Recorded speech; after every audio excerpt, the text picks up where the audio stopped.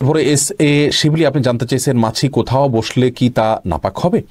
না, মাছি কোথাও বসে নাপাক হবে না। মাছি অনেক নাপাকের উপরে বসে, সেখান থেকে এসে আপনার গায়ে বসলো, আপনার জামায় বসলে আপনার জামা বা শরীর নাপাক হয়ে যাবে না।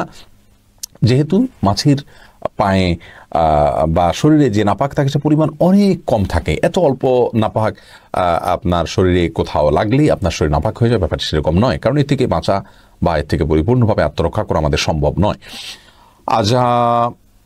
আজমাইন ইনকিয়াদ আইডি থেকে আপনি জানতে চেয়েছেন সন্দেহ রোগ বা সূচিবায়ু রোগ থেকে বাঁচার জন্য কোনো আমল আছে কি? এটার জন্য সবচেয়ে বড় আমল হলো পাত্তা না দেওয়া।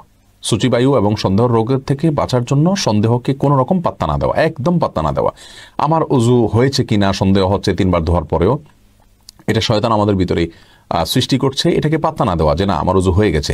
রাসূল করিম সাল্লাল্লাহু আলাইহি ওয়াসাল্লাম 3 বার ধুতে বলেছে, আমি সেটা পালন করেছি, অতএব এরপরে না হলে এটা নিয়ে আমার টেনশন করার কোনো দরকার নাই, এটা রাসূল সাল্লাল্লাহু আলাইহি ওয়াসাল্লাম এর সাথে আমি বুঝবো। অতএব নিজের মনের ভিতরে যে সন্দেহ উদ্রেক হয়, শয়তান এগুলো মানুষকে অস্থির করবার জন্য করে, ইবাদতে মনোযোগ নষ্ট করার জন্য করে, এগুলোকে পাত্তা দেওয়া যাবে না। এরপরে বাম দিক থেকে 3 বার থুতু ফেলে আমানতু বিল্লাহি ওয়া রাসূলিহি বললে সাধারণত শয়তান জাতীয় কুমন্ত্রণা থেকে মানুষ নিরাপদে থাকতে পারে।